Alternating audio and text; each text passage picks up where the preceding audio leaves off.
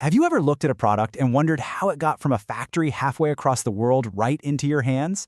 Well, today, we're pulling back the curtain on that whole process. We're going to give you a real, practical guide to the import-export business. So let's dive in. First, to really get a sense of the opportunity here, you need to understand the scale we're talking about. The global trade market just recently blew past a record $35 trillion. I mean, that number is so huge, it's kind of hard to even wrap your head around, right? But what it really means is there's a massive, buzzing global economy with new doors opening for people like you all the time. So, okay, a $35 trillion market is great, but what does that actually mean for your business? Well, it's pretty simple. Profit. You see, the research is crystal clear on this. Businesses that decide to export aren't just selling more. They are, on average, a whopping 17% more profitable. That is a serious competitive edge. So here's our game plan for today. We're going to map out this whole journey for you. We'll kick things off with that giant global opportunity, then we'll help you build your own business blueprint. We'll even show you how to get started with very little capital, get through that dreaded paper trail, make your first deal, and finally, how to really scale up and grow your business into a global force. Okay, first things first. Why even bother going global? I mean, that 17% profit boost we mentioned, that's a fantastic start. But believe me, the real advantages go so much deeper than that. This is about building a business that's stronger, more flexible, and way more resilient. Here's what I mean.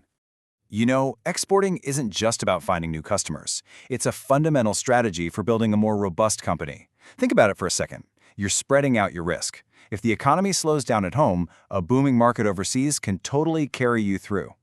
It lets you run your production lines at full steam, and honestly, it makes you a much tougher competitor, even in your own backyard. All right, so you're sold on the why. That's awesome. Now, let's get into the how. You can't build a global empire on a shaky foundation, right? So it's absolutely crucial to get your business structure right from day one. And before you even think about a company name or printing a business card, you need a map. And in this world, that map is your business plan. I'm telling you, a written export plan is completely non-negotiable. It's your guide. It's going to spell out what you're selling, who you're selling to, and exactly how you plan to get it there.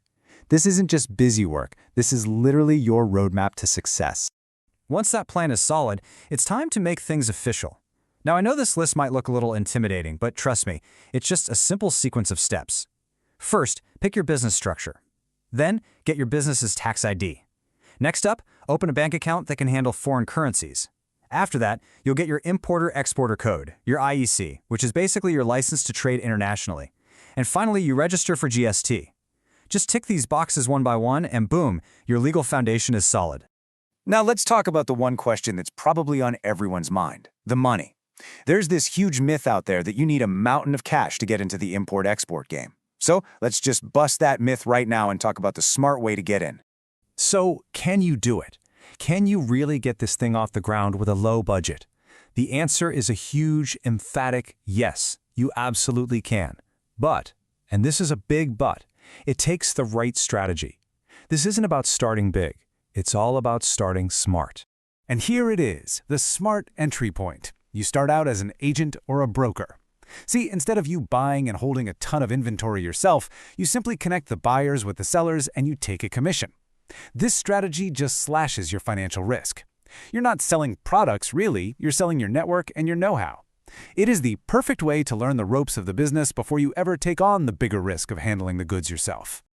But hey, what if you do want to handle the goods directly? Let's get real and look at some numbers for a small-scale operation. This table breaks down the key fixed costs. Now, the big takeaway here is that if you go with a simple structure like a sole proprietorship, your startup costs can be surprisingly manageable. And whatever you do, pay very close attention to that line item for a contingency fund. Seriously, it is not optional. It is your safety net for when things, inevitably, don't go exactly as planned. Okay, so you're registered, you understand the costs. Now we've got to tackle what, for many newcomers, is the most terrifying part of international trade, the paperwork. But look, don't think of it as a maze. It's really more like a checklist. You just have to know what to check. And let's be super clear about why this checklist is so important. One single missing signature, one tiny incorrect code, and your entire shipment could get stuck in customs for weeks. And that's not just an oops. It costs you a ton of money in fees, but even worse, it can destroy the trust you've worked so hard to build with your buyer. Getting the documents right is everything when it comes to your reputation. So what are the absolute gotta-have-it documents? Well, your commercial invoice, that's the bill.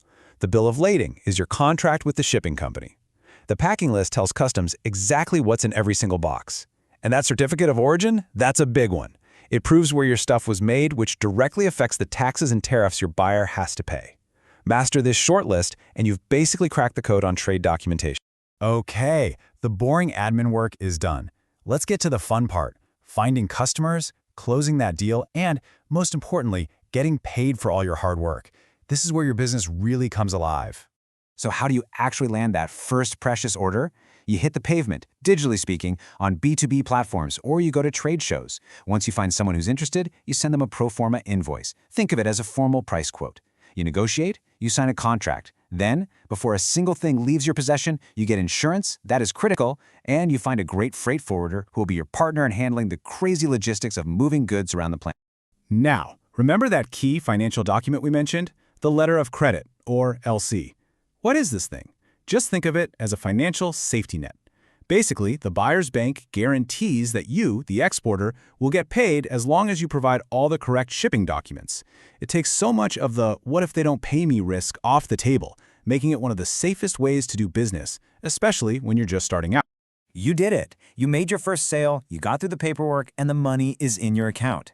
That's huge. But, one successful order, that doesn't make a business. So let's talk about how to take that first amazing win and turn it into real, long-term, sustainable growth.